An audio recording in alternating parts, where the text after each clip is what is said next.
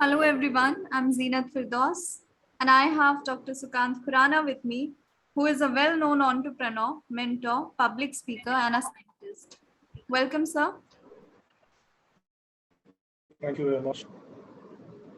I'd like to ask you that what is the right amount of eye gazing in a professional setup? Interesting question. So, look, um, if you're giving a seminar, you are heading something, don't just look at one person. It'll be odd for everyone else that you're not paying attention. It'll be odd for that person, it'll be odd for you, right? So, when you're giving a talk, look at everyone. When you are looking at someone and you're talking, you don't even have to say X person, they know you're looking at them, right?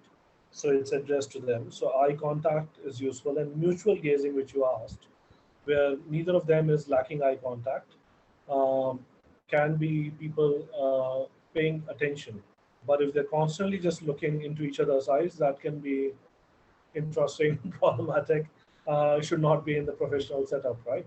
So that's what somebody will do if they are not taking their eyes off at all. That is more suitable behavior for a date rather than a professional setup, right? So longer eye contact with people, especially of higher status.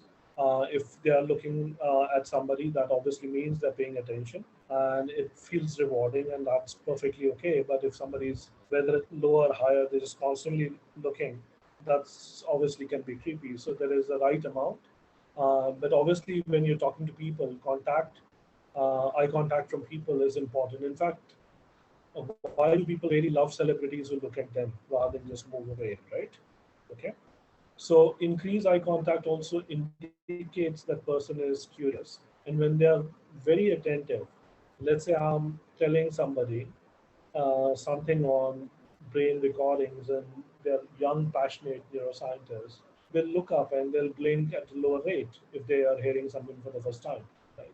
Because when you're paying attention, talking directly one-on-one to somebody, um, whatever it may be, the reason, right? It could be you talking to your parents, it could be romantic interest, it could be professional interest. When you're paying attention, you don't blink that often, right? Blinking rate decreases. You can figure out somebody is paying attention if the blinking rate is decreased, right? That's actually a good indicator to know. Now, do not make 100% eye contact.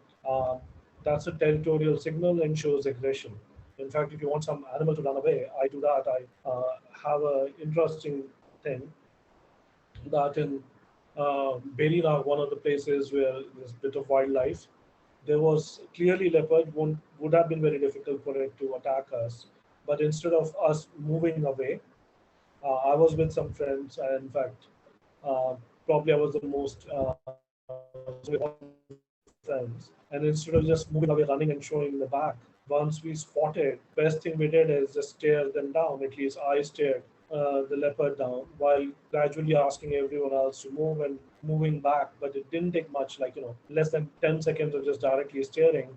The leopard moved away some distance, and we were also smart to move away back in a rest house. We did not want to be some animal's dinner. So it's a universal mammalian, at least territorial sign, right? If you look at boxers, they stare at each other before the fight.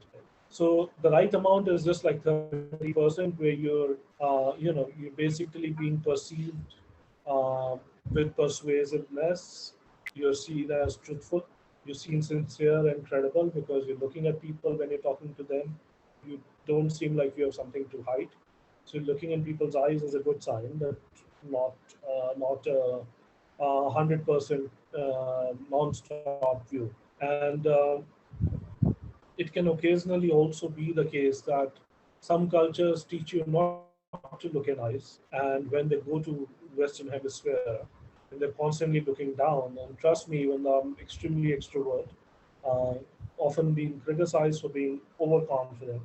I had one incident at the beginning where I really liked a teacher, and Walt actually became eventually good friends with this teacher. He had some amazing, incredible ideas, and uh, I was talking to him, but I was constantly looking down. And somebody pointed out, brilliant ideas, but why are you not engaging? You're looking down rather than, looking up in his eyes, or making eye contact with people when you're arguing.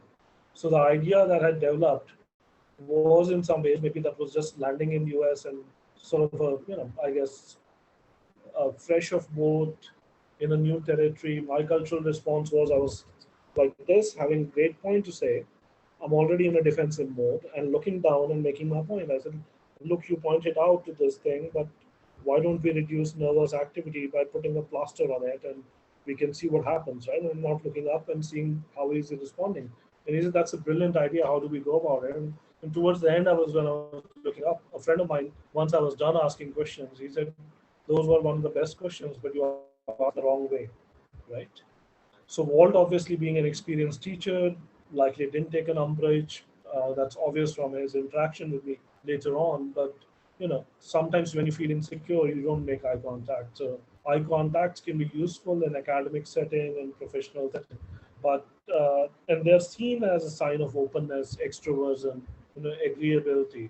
Uh, and mutual is showing mutual respect, but obviously should not be a non-stop stare that is either threatening or stupidly, like how when teenagers fall in love, not necessarily older people, they will just not stop looking at each other. It should not be a weird 70% gaze time. It should be the professional, normal paying attention 20-30% times when you're talking to somebody, looking in eyes, and they automatically move. You don't have to think, you don't have to calculate, right? When I'm talking to people, it's not like I'm looking at them and thinking, oh, now need to move my eyes away. Always there's something that's catching my attention, but then I'm again refocusing my attention back to people. So there is a healthy level of mutual gaze, which is considered respectful, and I think with equal professional uh, professionals talking to each other, this increases, especially if people are confident. Okay. Very interesting answer, sir. Thank you. Mhm. Anyone Thank you. who's interested in joining the free training program that we have at Ioncure can send their resume at volunteer@ioncurerx.com. Thank you.